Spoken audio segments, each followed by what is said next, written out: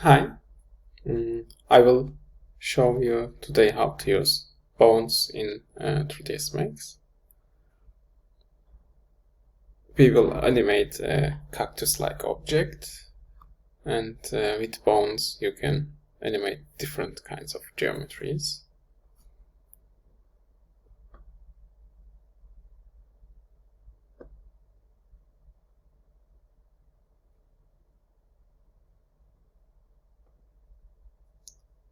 First, I will open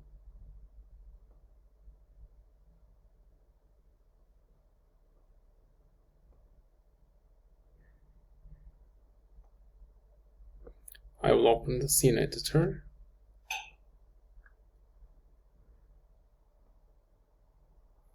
I will create a box, and this will be our starting point.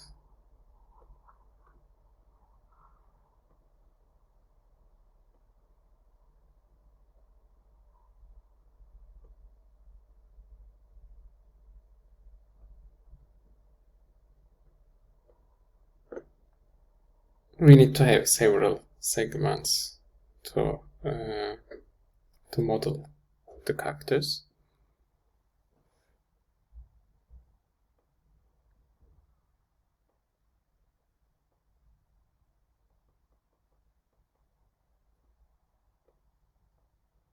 I will convert this one to editable poly.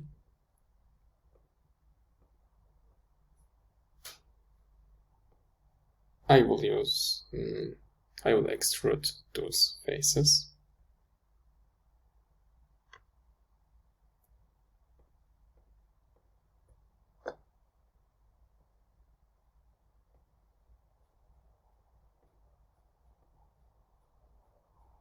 I will hinge extrude some of them.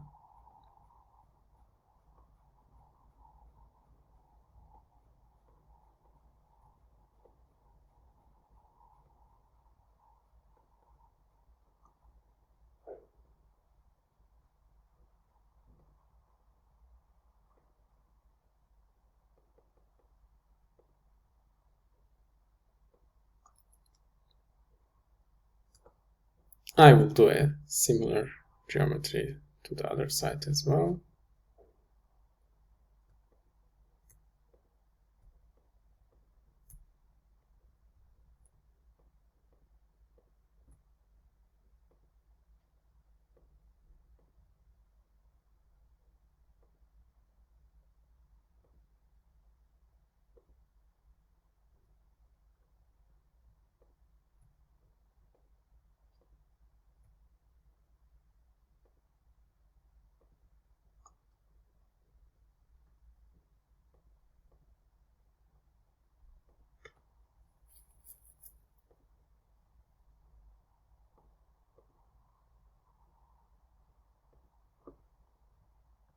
So this will be our starting point.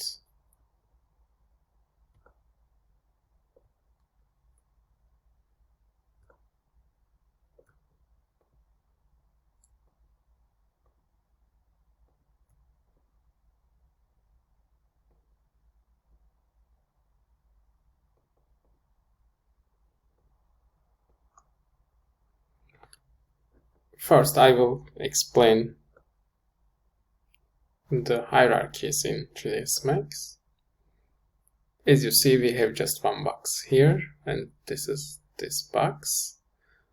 But we can really attach objects to each other. I guess you have a quite similar technique in Creo as well, if you haven't used parent and child objects in 3ds Max. So I created two boxes, and you see they are separate like this. This is box 2 and this is box 3.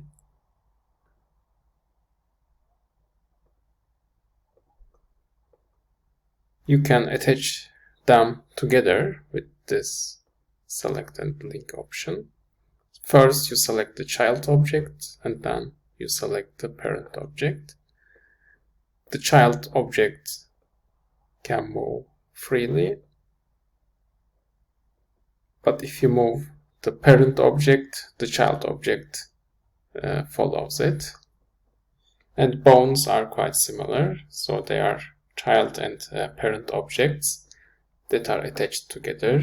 And here you see that the parent object is seen here and the child is underneath of the object. So in order to create bones, you need to go to the create modes and then go to the systems and to bones. The first bone will be the parent object and the other ones will be child of the other ones. So this is our parent object, this is the first child of it, and this is the second, and so on. When I right click, this bone is finished, but I'm still in create bones mode, so I can just add other bones here as well. So this would be like the parent object and this is the child of it.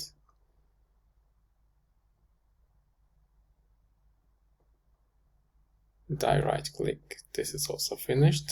So when I begin here, this will be the child of this object.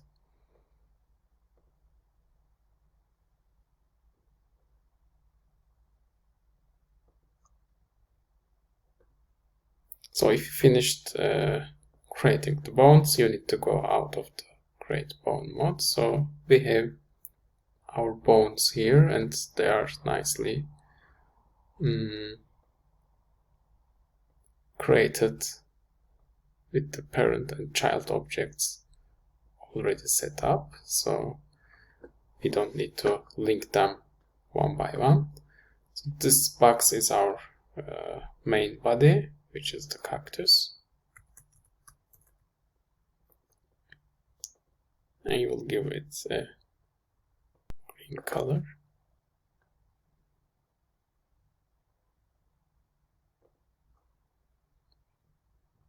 Actually, the bones are just visible for now, and if you render them, they are not visible anymore. I will add a turbo smooth modifier to this geometry. So this will be our geometry to animate. I will convert this to editable poly. And I need to add a skin modifier to this one, so it will be the skin of the bone. And I need to go to add bones. It would be nice to have like name for each of the bones if you have a complex scene, but as we have just one object in our scene, I want to rename them. So I select all of them and say select. And if everything is fine, I should be able to modify my geometry. When I modify the bones, they act like the skin of this object, and then they are also going to be animated. As this is the parent object of all of them, the first bone I created, it will move all of the others. So you see, this is the parent object of all the other ones. So this is bone number 1. And if you have like a more complex geometry, you need to do maybe some adjustments. If you select the object and go to the edit envelopes and select each of the bones, you can see which areas these bones are affecting.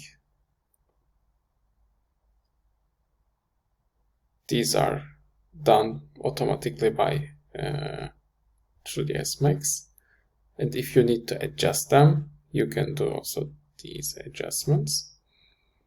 So for example, if you want these vertices to be affected by this one, you can go here, select vertices, and select these ones, and maybe also this one, and attach them to the selected bone.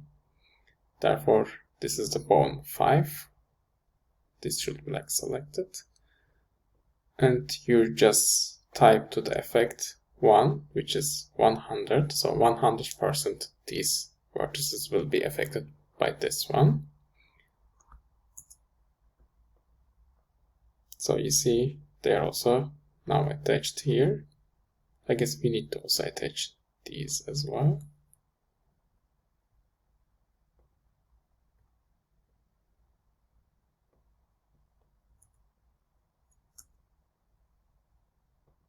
And this as well.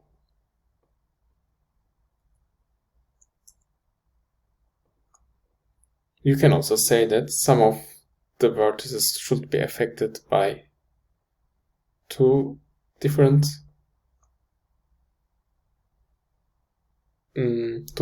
bones. That is also possible. For example, let's say those ones should be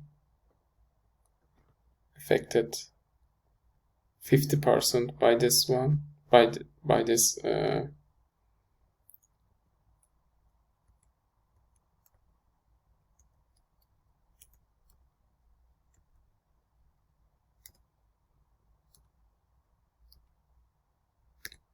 by this bone, and they should be also affected by this bone as well. So because it's just next to it, it was automatically attached to that. So let's say those should be also affected by the other bone.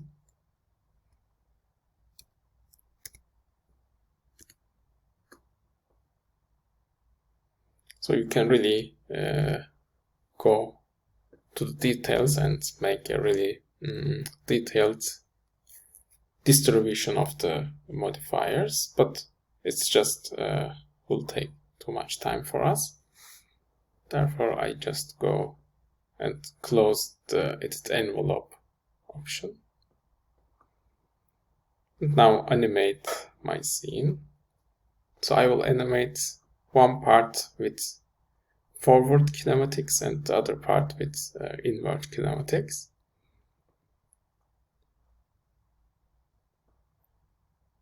To attach inward kinematics to our bones, we need to select the bone that we would like to have in inward kinematics. Go to animation, go to inward kinematics solvers, and select one of them.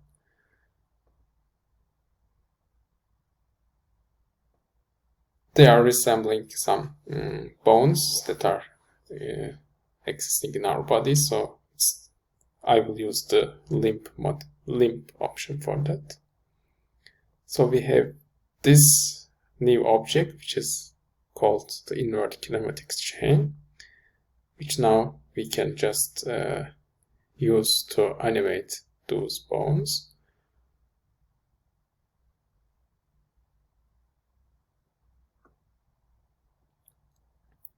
And here we will just use the ends, and we can also use, not for this one, but probably for this one.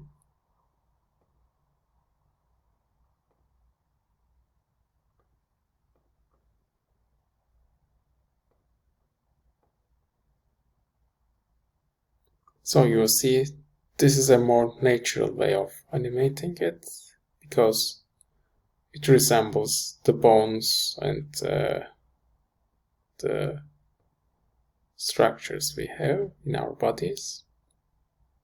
So and here we need to do all of the adjustments by one.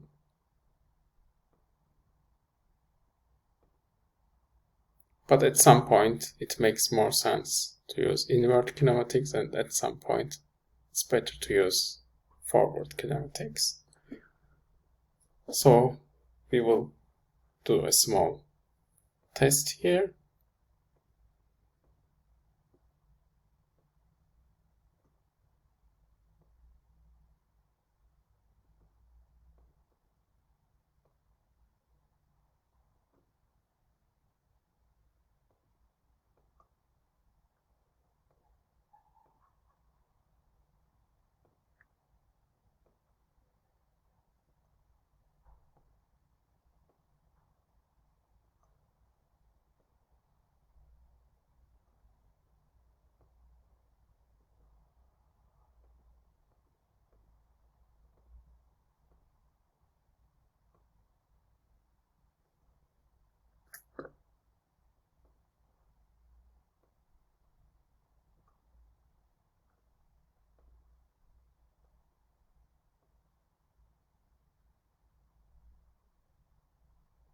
So of course you would add other invert kinematics modifiers to your scene, and you would also animate the whole cactus like this.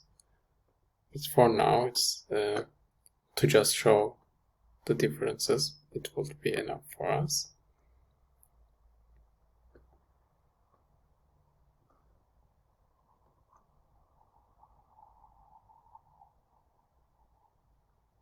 So this is how you can really animate any kinds of geometries in your scene and give some life to it. Hope you can use it in your scenes as well. Thank you.